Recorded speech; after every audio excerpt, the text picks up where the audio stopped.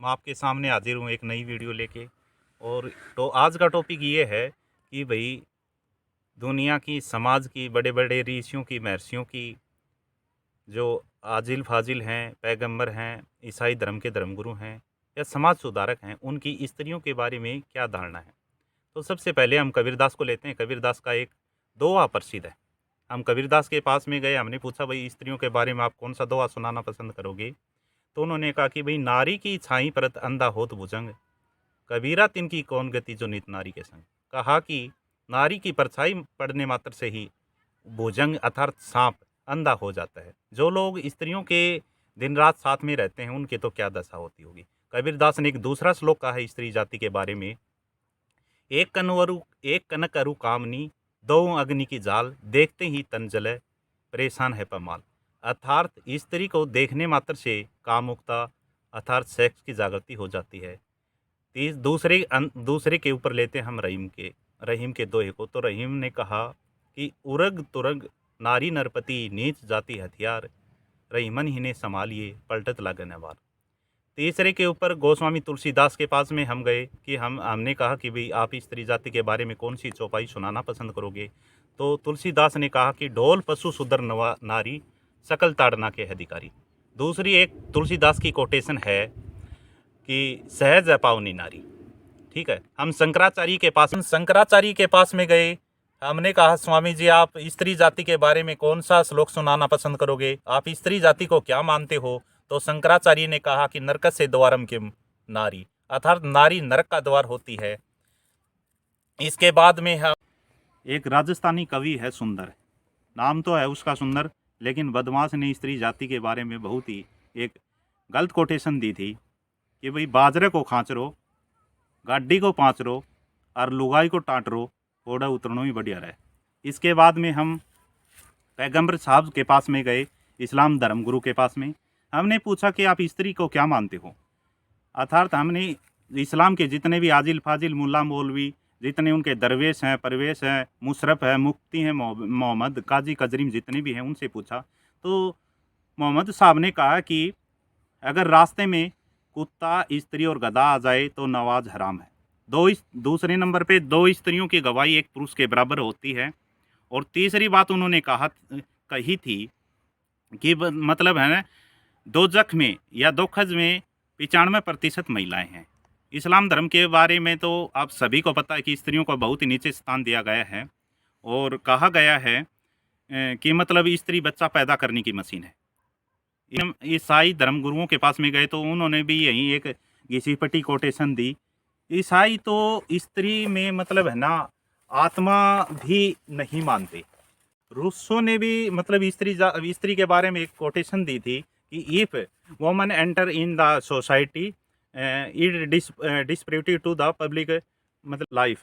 उन्होंने एक ऐसी घिसी-पिटी कोटेशन दी थी। उसके बाद में हम मतलब भारत के वामपंथ के जो महर्षि हैं, महर्षि चावारक, उससे पूछा कि आप स्त्री के जाति के बारे में क्या कहना चाहोगे।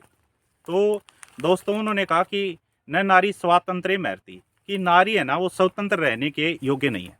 इसके बाद में हम एक प्रसिद्ध क्रिकेटर से पूछा कि आप स्त्री जाति के बारे में क्या ख्याल रखते हैं। ठीक है, मौका और चौका जहां लग जाए वहीं अच्छा है। ठीक है भाई, चलो ये भी बात है। लेकिन दोस्तों एक हम भजनी के पास में जाते हैं, उससे हमने पूछा कि भजनी आप है ना स्त्री जाति के बारे में कौन सा भजन सुनाना चाहोगे। तो उन्होंने भाई 2-4 लाइन बताई कि चाली राड लुगाईते पट देखो इतिहास पुराना, और दासी मंथरा ने उजाड़ दिया था बचा बसाया राजघराना, और ईशक रोग में फंसी सुरपनका ने लंका कांड करवाया था, पंचखसमी द्रौपदी ने महाभारत करवाया था। घनी पुरानी बात नहीं एक बाढ़ खेत ने खावत थी, घनी पुरानी बात नहीं एक बाढ़ खेत ने खावत थी, और भाई बेटे पूर्ण मन ने मुझसे खसम बनाना चाहत थी। रूप बशीर का लोगो आपने कथा किस्सा खूब सुना होगा, 12 साल का दिया दिसोटा कितना कष्ट सहा होगा। बेगम गुले नार ने लोगो जग में कराई थी खूब जग हंसाई, और सुमरू की बेगम को शोभाराम ने पंडा छुटवाया कह करमाई। लुगाई है नरक की राई, अंधा कुआ गहरी खाई, और जय ले लिया की अंगना तपंगा गिरवा देगी जेड़ कमाई। ठीक है दोस्तों, उन्होंने भजनी ने ऐसा कहा। इसके बाद में हम एक और कवि की कोटेशन को लेते हैं यहाँ पे। उन्होंने कहा कि नारी नारी मत कर पगले, कि नारी नारी मत कर पगले, नारी दुख का द्वार, नारी नारी मत कर पगले, नारी नरक का द्वार, खुश होएगी तो क्या देगी मलमूत्र का द्वार। ठीक है। इसके बाद में हम हरियाणवी कवि ताऊ के पास में गए। हमने पूछा, भाई ताऊ जी आप लुगाइयाँ बारे में क्या कहना चाहोगे, स्त्री जाति के बारे में क्या कहना चाहोगे, औरत के बारे में क्या कहना चाहोगे, समाज की क्या सोच है, परंपरागत क्या सोच है। तो भाई ताऊ ने एक बात कही थी, बोले भाई गोड्डाम दिमाग रहे, गोड्डाम दिमाग रहे और जवाब देंगे ईंट को।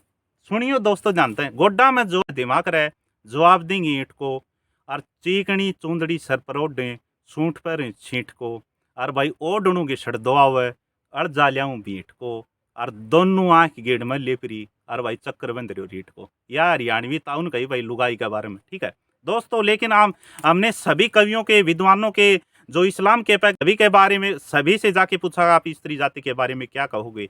लेकिन लेकिन लेकिन संसार में अगर सबसे अच्छी कोटेशन दी है, सबसे सुंदर पंक्ति कही है, तो हमारी मनु स्मृति में महर्षि मनु ने कहा है।